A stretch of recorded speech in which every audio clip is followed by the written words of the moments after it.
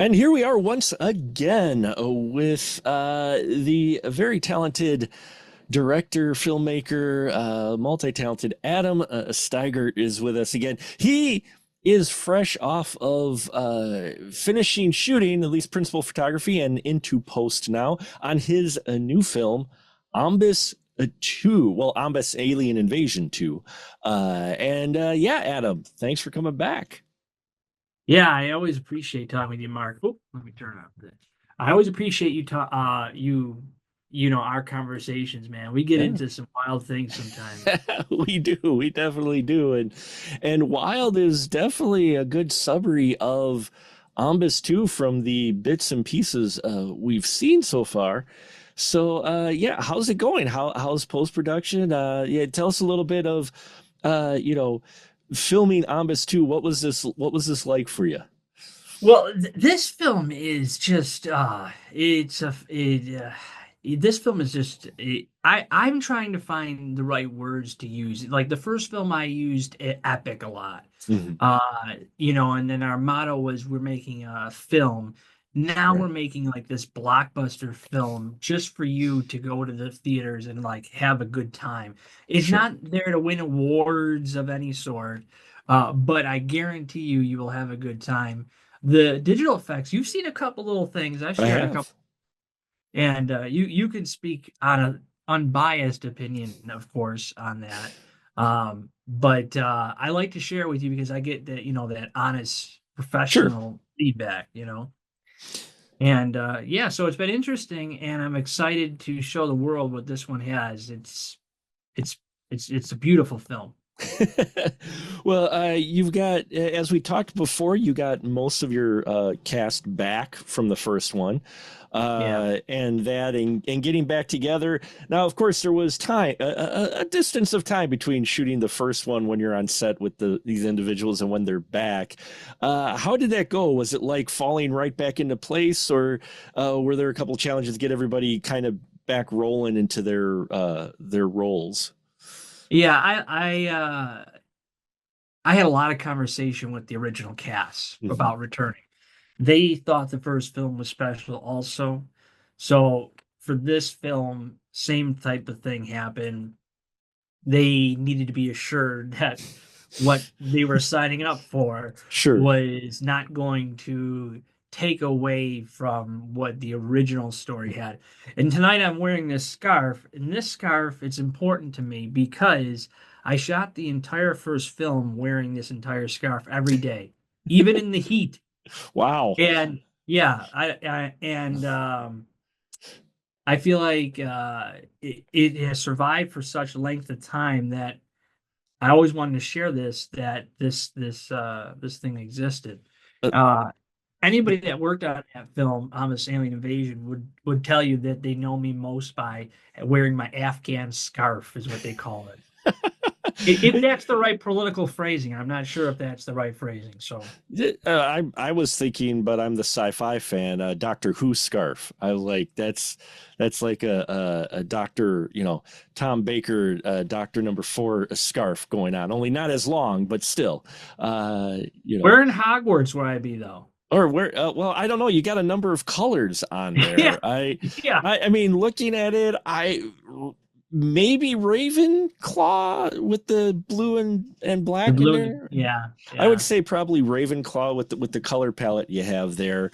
It's definitely not a Gryffindor, and it's got too many other colors to be Slytherin. So, you know, and Hufflepuff. Well, nobody really wants to be Hufflepuff. No, no, I was gonna say he wants to be a Hufflepuff.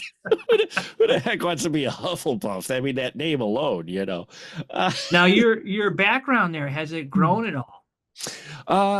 it has grown on the other side. Yeah, I had on the other side, I did have some VHS on the shelves, and I had to move those VHS to other shelves so I could fit more of the discs on this shelf. This is almost full on both sides of discs. There's like a shelf and a half or two, yeah, about two shelves on the back end that aren't full of discs yet. Otherwise, it's all discs here. So, Have you seen Hell of the Living Dead? Did you ever see that movie?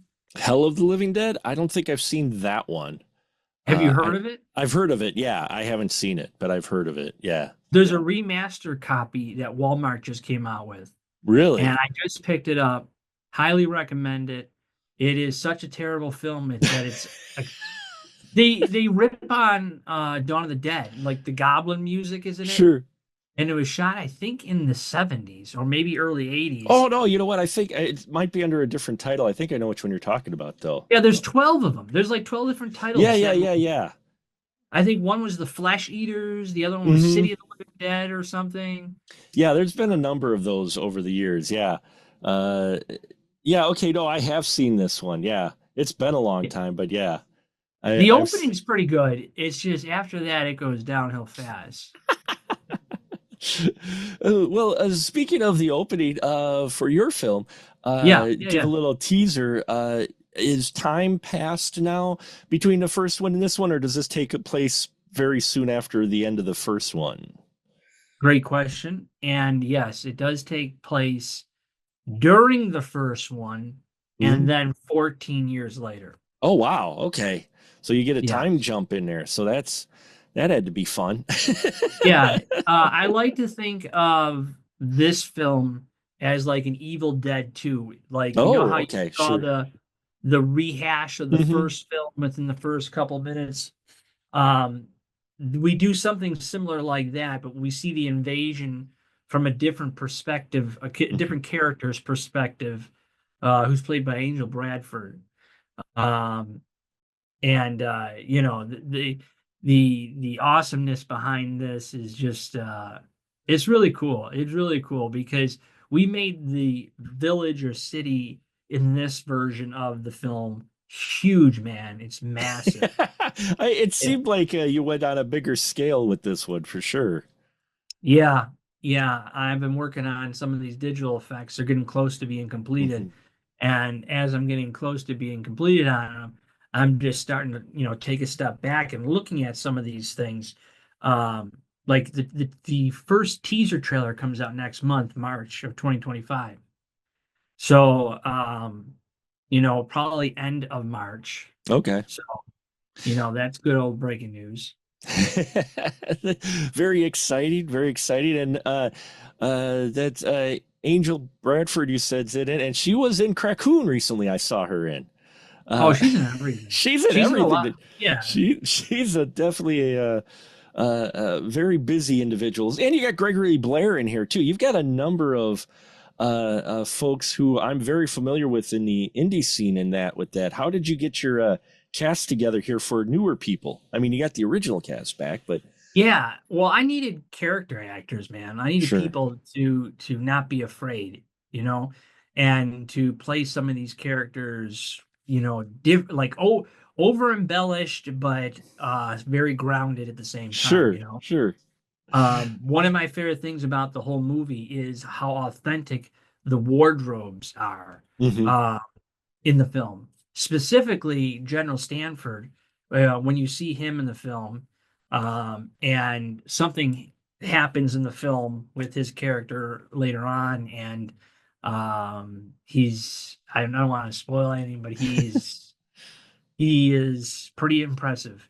I like to think. I can't make references because No, it'll give no, stuff away. don't want you to spoil it. No, we want to be surprised, but Yeah. the costuming in that, so you, yeah, well, especially your alien costuming too. I mean, how much of this costuming was created, and how much was it that you were able to find online, and how much did you make original? Well, we didn't make anything original Okay, that I can recall off the top sure. of my head. I worked with a lot of effects companies on this one, Hmm. because as I've gotten older, I've realized that you know, sometimes outsourcing isn't a bad deal. It's okay to admit when you can't do something. Sure. And so a lot of effects companies were part of this. New Rules was one of them. CFX. They did the prosthetics for the creature features of the creatures themselves, the Obi and the, Hmm. uh, Immortal Masks is a part of this. I mean, there's a lot of interesting players in here. Um, but the film would have not been made if it wasn't for like the Indiegogo. Sure. And the Indiegogo wouldn't have been made if it wasn't for Paige Cummings saying she wanted to do the film. Mm, I mean, I'd already talked to Jason many sure. times about Mhm. doing it. There were like 13 or so scripts, and uh, there was one script that was very close to being ready to go. It was about Antarctica and how it was very like the thing-ish. Sure. So, yeah, then it did not happen. We ended up making a Grim Becoming. But yeah, you've been following us or following me rather, through it all, man. And I'm so grateful and humbled that you've Oh, cared enough to follow. oh yeah, man. I mean, Evil Horrific Monsters, Fang, Grim Becoming, I believe was the first one of yours I saw on that. And yeah, I've always really enjoyed your approach with the films that you make. They seem genuine, and the scale is always surprising me. And your scale in this one, from just what you've teased and such, is surprising as well. You mentioned you've got a bigger city, but you've got a far more effects in this one than you did in the first one. I mean, a lot of effects in here. Tell me a little bit about the challenge of shooting that versus when you first shot it, and most of it was on location and various areas. But this one, you had a lot more. It seems Yes. like. Yeah. Oh man. You know, we when we started making this film, my whole thought was I wanted comic book vibes. Sure. I Hmm. wanted that Marvel-esque vibe to the color tone and everything. So when you see the film, I like to look at it as like a beautiful moving picture, Sure. you know, where every is been painstakingly, you know, delicately touched. And I'm only one guy over here. So Sure. uh, I started working on this project back in 2021 and started editing probably around 2022 into 2023. So I've been on this film doing the digital effects for, quite some time now. Sure. And we are getting closer to a release, and we are getting closer to, an eventuality that people are going to have to see this film. Um, and they're going to have to see if I was able to come to the table. So no pressure or anything, you No, know. no, no pressure at all. Well, when you're making a sequel too, there's always a bit of pressure because I mean that's why I think a lot of filmmakers don't exactly revisit some material or whatnot because especially if they have a hit the first time, or one that was near and dear to folks, it's hard to get that. I imagine there's that weighing on the back of your head, right?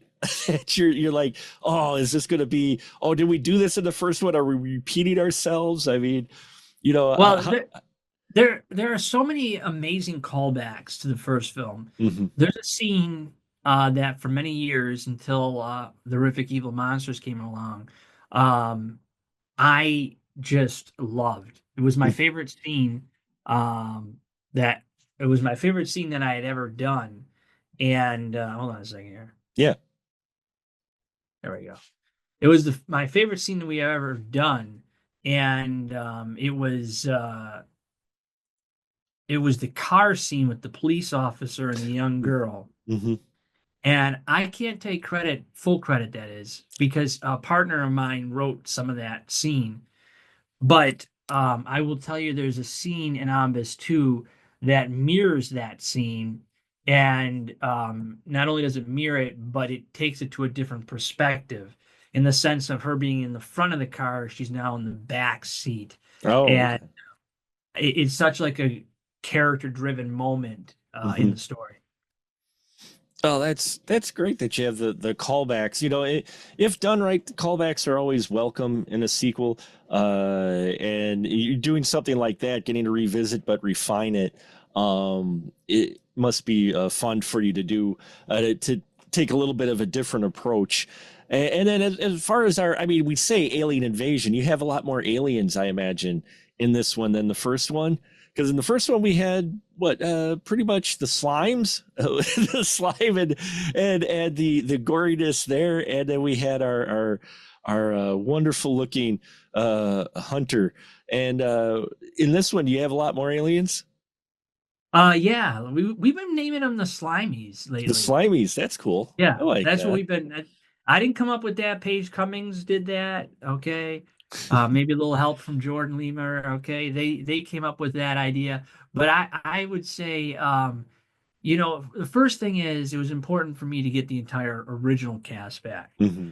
I did not get everybody back, Right. but I got most everybody back, and I have gotten a couple characters that were killed off in the first film to make small cameo appearances, and I'll just leave it at that.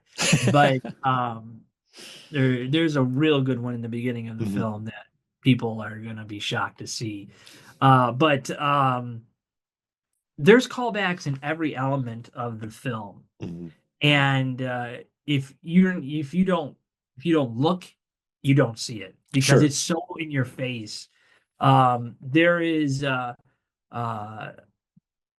well, there's I again don't want to just Oh, to don't want to give too much away. No, that's. right, But there but you've got, yeah, a lot of odes to the first one. It sounds like. yeah, Yeah. we connected the horrific evil monsters into this film because Obi is in the Mhm. horrific evil monsters. This film takes place before then.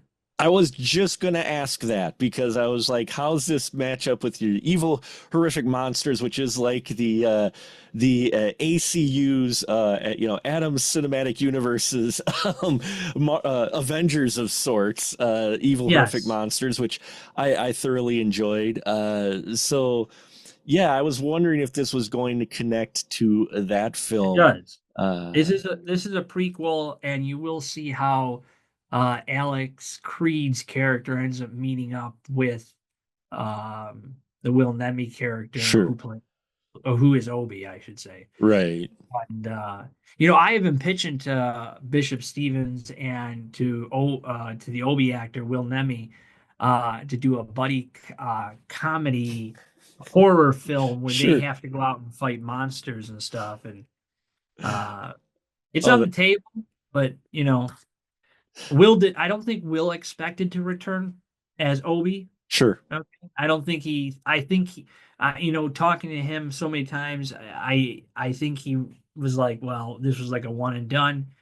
Horrific Evil Monsters. There were some things about it I wanted more of. I wanted more action. I Hmm. wanted more explosions. In the first 10 minutes of the film, I'm going to tell you this: there's more action and more explosions than any film I've ever made. Wow. Oh Wow. yeah, first 10 minutes. And what kind of challenge did that pose for doing the action, doing that much action? Well, we did a lot of stunt work. There's a final fight scene at the end of the film with the Nemesis and stuff, um, who does return in this film too. And we were using mats and blue screens, and uh, it was just kind of fun to play for a minute. Sure. You know, um, as you get older, you know how it is. You less play and more stress and anxiety and work, you know? Yeah, the joints don't take hits as well as they used to, that's for sure. Yeah. Yeah, and I'm getting to a point I'm 38 today. Mm, This film will come out towards the end of the year, so I'll be almost 39. I only really have like one more film in me that I'm interested in directing. sure. I would come back and do an Ombis 3 if somebody else paid for it all. Uh, Because it actually ended up costing them about 50. Right now we're around about $55,000. wow. Yeah. But I mean, as you mentioned, you're doing everything a little bigger. You're doing more stunt work, more effects work. Your cast is a bit larger in some respects, and definitely that practical work. Which from the clips that you show me, I'm happy to still see the practical work in there with it, because yeah, me being folks know I'm a huge fan of practical effects. I think that helps extend the life of your film if you add that versus going all CG. I mean, obviously for budget reasons and such, you have to do some CG with your sets and that, which look really good.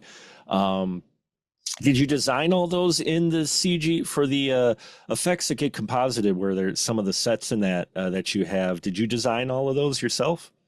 Yeah, for the most part. Mm-hmm. Not all, but for the most part, Sure. I have. Yeah.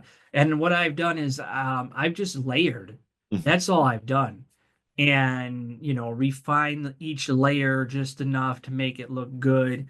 And a lot of the characters or the actors were shot specifically behind blue screens. So, if they didn't look good in one video, Right. I could cut them out of another video and put the so it gave me a lot of freedom. This is a film I wanted to make to challenge myself. Like there has Sure. to be a reason I do the film that I'm doing, Mm-hmm.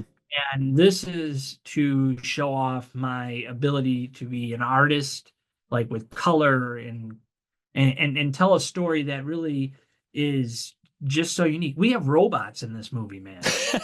Nice. Yeah, there's robots, there's aliens, there's slimies.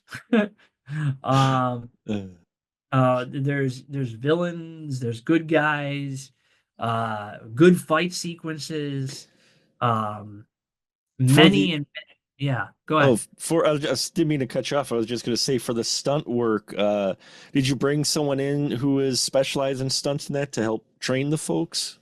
Yeah, the original stunt coordinator from Ombis 1 came back, Mm. and he was very excited to do it, and his name is Tim Hartman. Mhm. Datu is what they call him because he's up there in the Yeah. the martial arts world. And hopefully, I'm not saying that wrong. Philippine martial arts, I think is Oh, what it is. okay.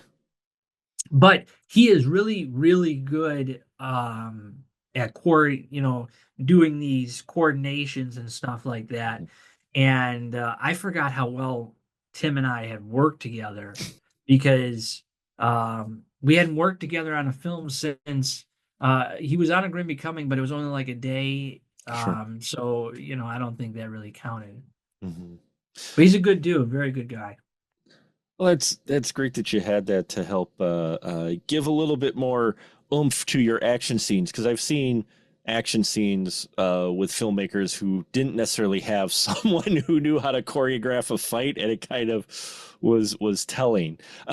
Yeah. but but your fights and action scenes have always been good. I mean, I always think back to Evil, Horrific Monsters, which seemed to be one of your as far as scope goes, bigger films, more involved films was that one. Yeah. And the action scenes and stuff he had in there were impressive. Now you didn't have to shut any streets down for Ombis too, did you?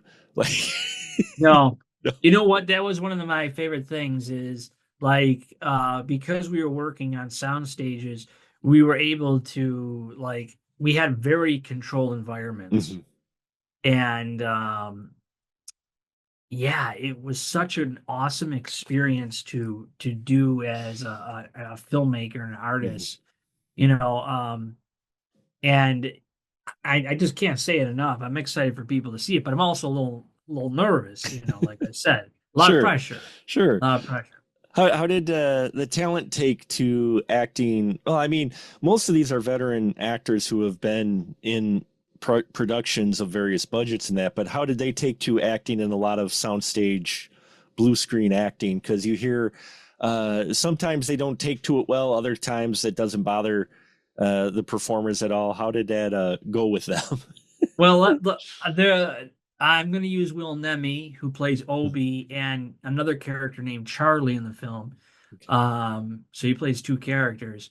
I'm going to tell you that I would distinctly remember him asking me uh, how we were going to do this driving scene. Mm. And when you see it, you'll be impressed. Sure. But it's when you have to give the vision of this digital effect that Right. really is nothing for him to think. I'm like, just stick out your hands and start driving, man. But Mm. yeah, very very good. The There's just so much action, man. Mhm. And like Indiegogo really helped us make a better film. Mm. We were able to afford like effects that I never thought I would have had on our set. We have this bat that's used to kill one of the slime creatures in the beginning of the film. And it is just one of those moments that I'm just like, wow, we did it again. And Phil and Jill, the original makeup artists, came back and did the sequel. So we got again we got the right story, we got the right team back together. I tried to get more original people to come back, but Sure. and I'm not just talking cast wise. I think I got Right. everybody back from the cast I wanted, but from the standpoint of crew, uh, makeup effects people, Mhm. uh, some producers returned from the original film. So I mean, we did a very interesting thing. Now, where were the sound stages that you filmed this on? Was it in your garage, or did you actually did you rent out studio space, or where'd you shoot it at? Yeah, we actually Mhm. did rent out a studio space, but it was inside of a church gym. Oh, So we had to do special designing so that we had good audio. We had more microphones on this film than I've ever had on any movie, and the audio is like, nice. you know how it is when you're an indie guy and you have audio issues, and you've been following me for a long time. Okay, so you know we've had some ups and downs. Audio is always, I always tell people when I'm talking about indie films, I'm like, you know what? Even if the visuals are rough in that, as long as you can nail the audio, you've really won half the battle because, I think as long as your audio is solid, uh, people are a little more forgiving on some visual things, but the audio always seems to, for some reason, just if it's a poor quality audio, that really immediately is a bigger challenge to win your Yeah, audience. yeah. Well, yeah, it takes you out of the film, Sure. and that's what I love about this film is there's so much action. I think when I was writing the script, I figured every action every 15 to 30 seconds of film. Wow. There is the film right now, the cut that I have is almost 2 hours, and it will be cut down to about an hour and 25, an hour and a half. But there is some amazing effects, Mhm. and there is some great stories that are going to be told in it. And the cool thing is you do follow like the invasion when the film opens up, you do see the invasion from a different perspective, Mhm. and you get a whole new interpretation. You're brought into the world in a whole new different way than having to rewatch the first one and say, "Oh yeah," Sure. Uh, that was a big struggle too, as it was trying to title it. Was it going to be Ombis 2, Alien Right. Awakening, or was it going to be Ombis Alien Awakening and not have the 2 on it? Sure. And somebody said to me, if you're going to go in and make a sequel and do it right, put the damn 2, you know, Put the two. and Yeah. put the 2. So I use that as a motto, and I put the 2, and that's what we're going with. Now everybody's like, when are you going to do part 3? And I'm like, it took 14 years to get this script done and to make this film, and Well, you said you got at least one more that you want to direct, but do you still want to keep up writing then, possibly with scripts, or if you want to only direct for the future for Adam right yeah, now, as of right now, you want to direct one more film. What about writing or whatnot? Would you continue even after? yeah. I'm in like super super early talks for a project that may or Mhm. may not happen. Sure. Uh, I have no plans right now to do any other film at the moment. Right. And that's like unheard of for me because every time I do a film, it's like I'm announcing what I'm doing next. And Yeah, I just haven't done that this time, and I don't plan to. But I plan to write a book next. Oh, nice. Nice. Yeah, Exciting. yeah, Talking about your experiences with filmmaking, or is it something new? yeah, Yeah. yeah. Honestly, it's gonna be there's gonna be photos in it. Mm. It's gonna be like a how-to guide type of book, Oh, and nice. it's gonna rehash many different eras. Hmm. I almost said errors, but eras. Errors or errors, you learn from mistakes, right? Yeah, yeah, yeah.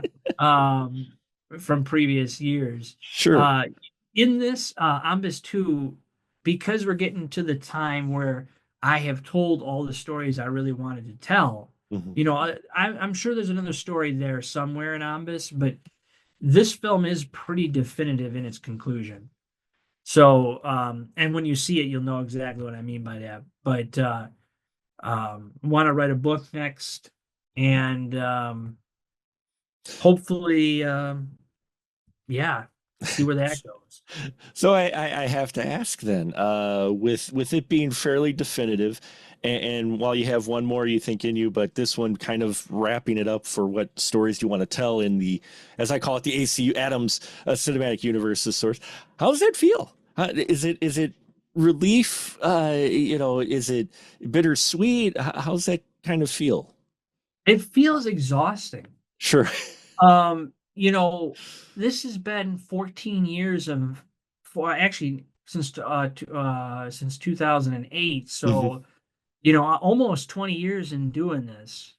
And it doesn't even feel like it was yesterday. I was outside with a group of friends just making a film with a random camcorder. And hopefully those films never see the light of day. Uh, um, but maybe they do. Um, I could tell you there'd be a lot of copyright issues on there. But how does it feel? I don't think I've felt how it feels yet. I think at the premiere, when I'm watching it with everybody and I finally get the reactions and hopes for Sure. the reception of it, I think that will be the moment that I'm like, well, this is coming to an end. This is a Hmm. this is a huge journey that may be over for me. Sure. Sure, but yeah, I mean, as you mentioned, it's been a journey, but you've accomplished quite a bit and made more than most, and had more success than most who venture into this, or folks like myself who haven't gotten off their butt yet and shot something. Though I have a million and one ideas, so I always admire filmmakers who are able to actually get their projects out there and done. And it sounds like Ombis 2 is well on its way for that. Now, when you have the film and you do a certain edit, do you run it by other people before you start making other edits? Because I know some filmmakers do, and some of them hold it really tight to themselves. Yes, I do get feedback Hmm. on scenes, completed Sure. scenes from people. I try not to get biased, but I get people that, are either connected with the film, Sure. don't know much about the Hmm. film, or somebody kind of in the middle knows I made the film and kind of interested in seeing what I'm doing. But yeah, it's an interesting thing. Yeah. Well, and I think that's great because a lot of times you get filmmakers who make a film, they're holding it close to their chest. They're the only ones in the edit booth who ever see it the light of day until they think it's finished. And then suddenly they have and I've seen it, 2 hour, 20-minute film. And you're like, there's a good hour and a half film in here. It just needed some trimming. So the fact that you're willing to get that feedback is always, I always admire that. And that's good because that's not always easy, but right. Sometimes you just have to cut for the sake of the story and the movie as well and your audience, correct? Yeah, yeah, I would say so. And this film being a sequel to my favorite film of all time that I've Sure. done, I want to make sure that I'm giving people what they want. Right. There are some unanswered questions from the first film. They get answered in this one. And like I said, we have a pretty much definitive ending to the movie, or the series, the two Sure. films. It feels like to me, what 28 days later did to 28 weeks later. Do you know what I'm saying? Yeah, I know what you're saying. Yeah. Where I'm a big fan of that series, Hmm. but I've always had a little more fondness to the 28 weeks later. Hmm. And the reason for it is we've never really seen a story where you've seen a resettlement of people Hmm. back into a war zone that had zombies, you Right. know? And that fascinates me, that type of storytelling. And So, what are your hopes then for 28 years later? well, I'm excited about it, Uh-huh. but I do hope they bring back Clyde Murphy. Yeah. Kilgrave. Killian Murphy. Yeah. Killian, yes. Yeah. Yeah, Yeah. I'm hoping they bring him back too. I mean, I like the trailer. The trailer, it feels like the film's going to be a bit different, which is nice. Yeah. Because we're talking apocalypse films and people start rolling their eyes. Oh, great, another zombie apocalypse movie. But you put a nice spin on it, and 28 days later, 28 weeks later, that those two films have always seemed to hold a warm spot in many people's hearts. For zombie films and wanting to see this world again. So seeing it 28 years later, I'm curious as well because as much as people liked The Walking Dead, I think it should have maybe stopped after like season 3 or 4. I don't think, because after a while it gets like, oh, we're doing this again. Now I haven't Yeah. seen the last 2 or 3 seasons, so I can't say for certain, but I heard it got better again. But for me, it's something I like to see, a different variation on that type of film. And yeah, I'm excited for 28 years later, just because it looks creepy, right? Yeah. I was hoping they would show a zombie. Well, I'm not sure if they're infected. Then, Right. I don't know if they're actually called zombies, but if they are, I think they're called infected. They're infected in yeah, and 28 days later, they're Yeah. infected. And they are, I didn't see many of those in the Hmm. trailer, which there's a shot though of a tree Hmm. and you see these creatures running. But if you look closely at that segment, one of them isn't running. Right. And I'm curious to know what that is all about. Well, Um, it makes yeah. me it makes me wonder too if you're going to have an evolution of this infected, those out there. Do they just outright die, or did it evolve? Did it mutate? I mean, you could take it a number of different ways with it. So, I am curious to see how it goes. And I just remember seeing this original trailer for 28 Days Later, and mhm. it had the monkeys on the bars and they were just banging. And then all of a sudden you saw that scientist and he's like, they're infected with the highly contagious, and it just went all from there. You know, um, I saw that movie with my grandfather, I'm pretty sure. Oh, And nice.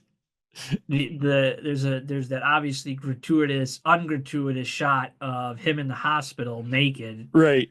Um, you know, but I don't know. uh, but yeah, no, that's a fun series, and Ombis has been a fun series. Your films, I've enjoyed quite a bit for various different reasons. They're all their unique films, and it sounds like even though this is a sequel, this is going to be kind of a different film than your first one, while still having those familiar elements. So that's great that you're going that now. When did you say you think you might have things wrapped up with this? Well, I'm hoping to have a full cut of the film Mhm. by April, May. Oh, okay. So that's my expectations. Sure. Teaser's gonna come out in March, and then we're gonna probably release the film later this year after spring, Sure. or excuse me, not spring, the fall. Fall. Uh, yeah, so it'll be a fall most likely release unless something happens, which very well could in this day and age. Um, but I'm trying to work out a deal with possibly with the local Regal Cinemas to do like a limited theatrical run in the area. Sure. Oh, And that'd be exciting for you. for sure. That'd be Yeah. cool. And I always think films need to be seen on the big screen. And especially from what I've seen on this one, it'd be fun to see on the big screen for sure. Oh yeah. Yeah, there's some scenes that are designed to be seen on the biggest screen Mhm. possible. Um, and yeah, I wish I could shoot in IMAX. That'll never that'll never be for me, my friend. But you know, it is something I always thought I would. I mean, it just Get a big magnifying glass and put it in front of the screen. There you go, like a curved magnet. Just kidding. now here. I gotta ask you a question. Yeah. Did you ever end up watching Prisoners of the Dead? Prisoners of the Dead. No, I did not yet. No, I did You not. got I need to hear like there were Okay. two films, I Ombis know. and Prisoners. You I could have know. skipped every other one. I will. Okay, I will move it on my list for sure. Trust me. just There's move this. it up a couple notches. There's a long list, but I will definitely move it up on my list. The Uh, director's cut's only 46 minutes now, so you know unless you have commercials, uh, you know it's pretty interesting. You know the other thing too is I've been doing a lot of marketing, trying to build my brand mhm, and the company brand and the film's brand on YouTube. mhm. And I've had a lot of success as of late. You Um, YouTube's picking up again. I don't know what it is. I mean, Warner Brothers just recently released 36 of their films on their YouTube channel for you to watch. Even though they've got really? even though they've got Max, yeah, Warner Brothers released like 36. If you go over to their YouTube channel, they've got full versions of movies they released. I mean, they're older films, it's from their back catalog, but still it was like what's going on? And I've seen some other promos for YouTube in it. I think YouTube's trying to make a push again to kind of be a major player as far as streaming goes. And that'd be an interesting thing. I know a number of indie filmmakers as well have now been releasing more of their stuff just to YouTube rather than trying to get a deal because these streaming services are not giving. They take all your money. Yeah, they're not giving really good any deals at all, really. No, no. I mean, Amazon's giving pennies per minute. Yeah. Okay. I mean, or millisecond or some kind of it's ridiculous. It's Sure. ridiculous. But Well, to, there's yeah, go ahead. I was just gonna say YouTube has now, if you get enough subscribers and viewer hours, you can now have subscriptions to your channels to where people get exclusive content to your channel if they subscribe, if they actually do a paid subscription. So I'm thinking that may be the model that a lot of filmmakers may go to. Yeah, I do too. Mhm. I'm not sure how I'm going to release Ombis yet. It will get a wide release on streamings. Sure. Uh, I am also considering putting it in stores too. Oh. So I have a connection with that. Mhm. So, like currently, if you want to see Fang from 2018, that film is currently available at Walmart. I have it over here. There. Oh, I see it. I see it. I I have see it, it. yep, right here. There we go. Yeah, there it is. There's another one of my films called Gore that's also available at Walmart. Um, and that is a very grotesque film. Well, obvious by the name. So Yeah, yeah. there you are. So There are two films out of my catalog that I've done that I just have always like. I don't want to go back and be doing the sound effects for. Uh, Gore was one of them. Gore was one of them, and Fang was probably the one. Yeah. But yeah, it's such a great adventure to look back at. I'm producing a couple small documentaries also. Oh, There's fun. going to be an Ombis 1 documentary coming out and an Ombis 2 documentary coming out. I don't know when yet. Sure. Those will be in play. I'm also going to produce, and this is going to sound a little bit egotistical or conceited, but I am looking at producing a biography documentary about all the works that I've done.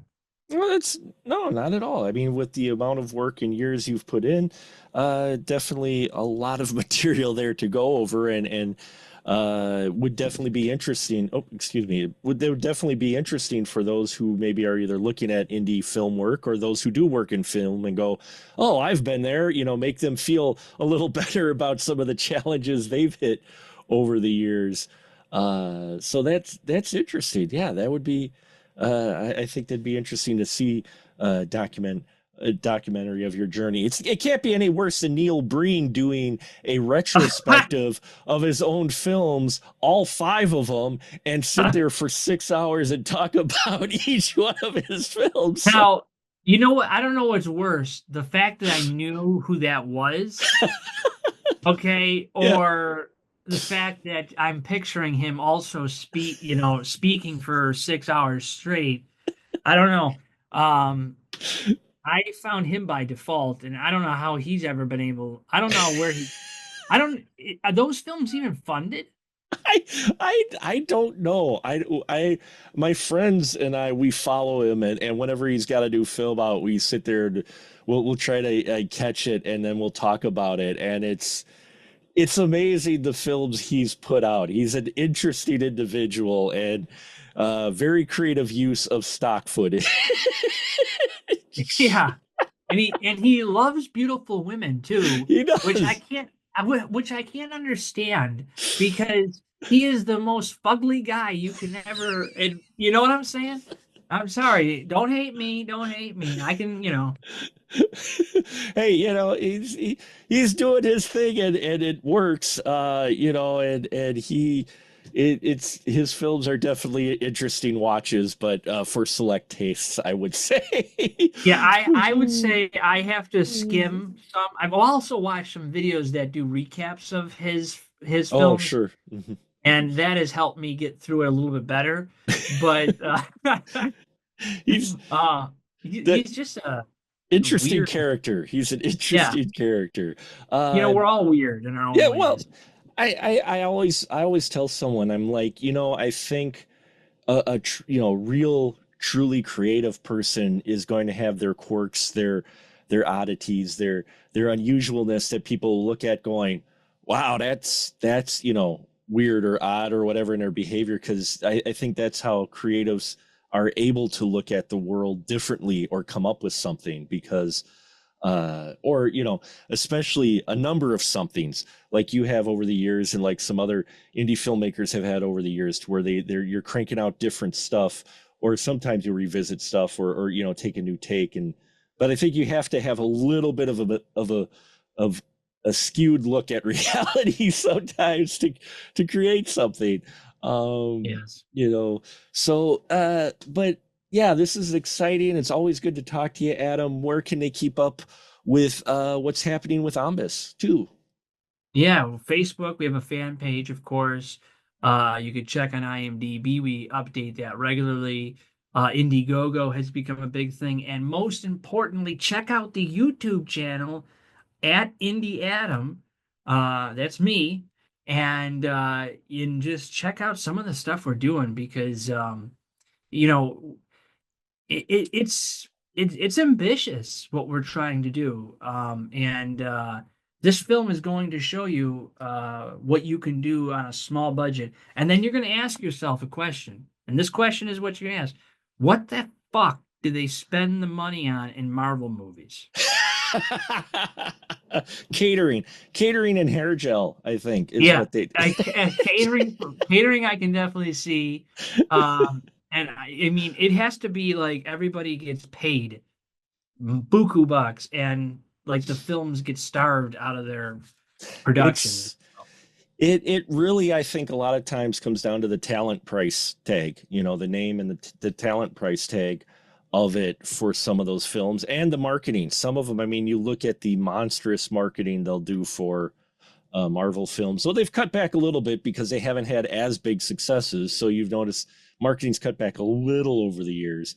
But you look at a lot these big budget films now, these 200, $300 million, even more films, and 90% of them, you're like, where'd that money go? Because you're looking at the effects going, Yeah, that was not that was not $100 million worth of effects right there. Yeah, and you know what? Doing visual effects and knowing that I'm on one guy doing a lot of these main effects, it's one of those things that puts a lot of pressure on you, but it gets a lot of respect. You get a lot of respect from knowing what these people go through in the industry. Right. You know, Yeah. I don't say I'm in the industry, but I could definitely feel what these visual effects people go through. It took me 3 weeks to do an effect shot, Mhm. keying out somebody frame by frame. Um, I'll never forget those sleepless nights. Well, thank you, Adam. Folks, links to everything will be in the body description of this interview. Always a pleasure, Adam, and definitely looking forward to when Ombis 2 it gets unleashed unto the world. So keep an eye on it, folks, and yeah, support indie cinema.